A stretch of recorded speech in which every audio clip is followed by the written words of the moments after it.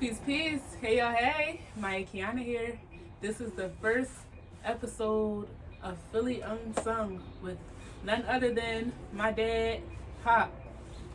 Dad, it's great to have you. First of all, I'm so excited. We can start with an introduction. Can you let the people know who is Pop? Pop is North Philly's, one of North Philly's finest. Born and raised in the Germantown and Indiana community, being a member of 11th and Indiana. And we here today, to try to take a look back into time to one of my favorite groups, my favorite group of all times, the Supersonic Delfonics. And during the course of this little ordeal that we're having, we're going to try to get to you some of the things that the public couldn't get to you. Some of these backside hits that should have been #1 hits. So this is what we're going to try to do during the course of our little soiree. Yes, sir. So there you have it. Philly Unsung by none other than Pop. Thank you for that introduction. If I could just say a little bit about my experience of having you as a dad, as it pertains to music, it's like music has always been a foundation in the household. So I know the oldies just from you singing them and playing them and being such an amazing vocalist. So I guess the first question would be, when did you discover your gift of singing? I think it was about 1967, 68, and I was about 7, 8 years old. I was coming home from school, so, the Temptations had came out. It might have been a little bit, or maybe 66, but I know the Temptations had came out with Return Your Love to Me. So, me as a little kid, I'm going home. I said, I can do that. So, please, return your love to me, girl. So when I got home, I was hoping you would give him a sample. My dad teased me, say, yeah, oh man, the girls don't like that. You singing like a punk. So, for a while I was a little shy, with the high thing, because it hadn't really broken to the mainstream yet. You know what I mean? Everybody was still used to girls, the shouting and hollering at the girls with the and the baritone and the deep bass. So I tell my pops, so one day a little skinny guy, about 100 pounds, came along with that pretty note and took over the whole scene, So that's about when it begun, when I was about 7 or 8 years old. But when I really established that I could really do this thing was from the Supersonic Delfonics. This is why I need to give them what I think my version of a tribute, because I can never give them what the society has taken away, you know what I mean? So that's one of the main reasons that we're here today. Wow, it's so much to unpack in that. One of the prominent things being the way that you was able to push through and accept your gift and your talent as yours, even when people around you that you would expect or hope to see it, often a lot of times don't. It takes for you to be that driving force and know what you got and really push for it. Well, that's a funny thing, because even being around my idol, Mr. William Hart, you know what I mean? Mm-hmm. We met on numerous occasions. I'm in '87. I think I met him again in the Poconos. Next time I have a couple pictures that I have with me.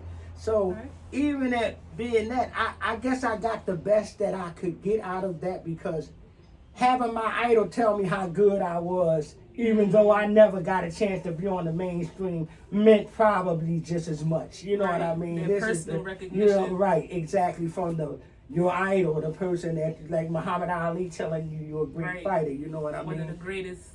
And when I met Mr. Hart in '87, every show I went to, and when I had a front row seat or when I had good, he knew who I was from that meeting in '87. So, and he acknowledged what talent that I did have, That ain't a testament right there. Yeah. Would you like to go into one of your experiences meeting with the Delfonics or Poogie Hart?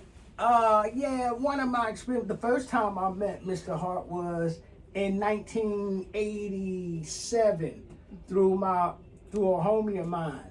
Well, your uncle Lou, Lucky Luciano. Oh, yeah? So he had met Mr. Hart. So he was telling Mr. Hart, he like, yeah, my man Pop kick it just like you. Mm-hmm. So he talked us up on a meeting, you know. Good friends. So I meet mean, them in your circle. So we met. I think it was on Ashmead Street, if I'm not correct, in that Brickyard on Ashmead Street. And that was the first time I had the opportunity to meet the idol, my idol, William Hart. So, you know, naturally I'm nervous. You know, you go to meet Muhammad Ali, you ain't trying to throw a jab. Right, He the that was best my jab next question. Like, how did you... So, you know, he could play the guitar now. I could blow, but I wasn't, you know, I ain't musically inclined with the instruments. But Mr. Hart would hit the tune up and play the guitar, and it's like, we playing Follow the Leader. We was going, you know, verse for verse, we playing tunes. But I had a tape recorder. Because, you know, I'm happy. Because ain't nobody going to believe it. Because everybody know, though, that she sound like the Delfonics. You know, everybody in the hood. I'm the hood hero. So I said, but ain't nothing like going to meet your idol. So I go meet Mr. Hart. So I got everything on tape. You know, me and him going back and forth. You know, we repeating lyrics. So when I get the tape back down the way, I play it. Nobody can tell who. Now, me, I know, right. But nobody can tell who. So they think I'm lying. They think both of them him, except the people that really know me. I'm just saying. But they so that's how much I've learned by, like I would say, idolizing, mimicking in the beginning. But after a while, I got so good on my own, it just glanced off. You know what I mean? But I couldn't never take the gratification. I never would have thought about it if it wasn't for the Delfonics. Right. That's what I'm saying. So that's where it all started. But being Philadelphia orientated, I got to lean, you know, the Temps my group too, but I got to go with the Supersonic Phonics because they fit my demeanor, you know, like out of all the Philly groups, the Stylistics, the Blue Magic, you know, the Intruders, which I knew some of these guys, you know what I mean? Like I grew up around Teddy Pendergrass. Oh yeah. David Ebo. Oh yeah. Kenny Ebo. McFadden Whitehead. So even at a young age, I was already exposed to the people that was in the business, but the business was a little bit too fast. You know what I mean? Because I was being a young kid. So I say that to say I've been around the greatest talent that came from Philly. And I do believe that I could have been one of the unsung greatest talents. And is one of the unsung greatest talents. Absolutely. Yes. Thank you for that description of the times. I guess the next thing I would ask is, what was your motivation back in those times as far as like following your creativity, the music and things like that? What pushed you to do it? Because a lot of people, you know, they gifted in certain things, they got the talent, but they don't always step into it. So but you know, it's a different era. This is another reason why I have to attribute so much to these guys and these groups back then. If you dug a group back then, they was making hits so you couldn't lose interest. See, it's a little different now. Not taking nothing away from nobody, but you get your artists that make a hit and make three. But these guys was making hits for 30 years, and this your group. You know what I mean? So. And then you blowing like, you know, everybody like, hey, you. So it was hard for you to get away from. It almost became like an addiction, you know what I mean? That makes a lot of sense. It's like a football player wanting to lead a football game. That leads into another question.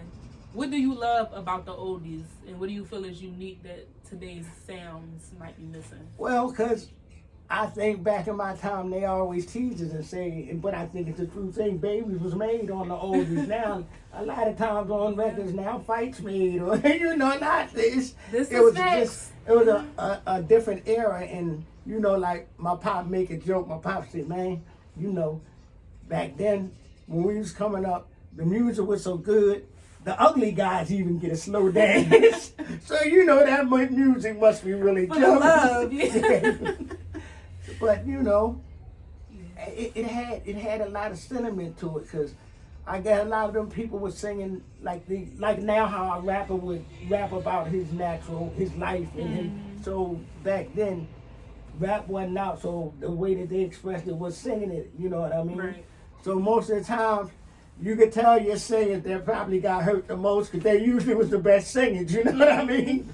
Singing with that pain. Yeah. Was there anything that I didn't ask that you wanted to touch on? Because we know it's the first episode, so we ain't gonna give y'all too much. Yeah. One thing I like to touch on is people always used to say like I sound just like Poogie, or I sound like the Delfonics or something.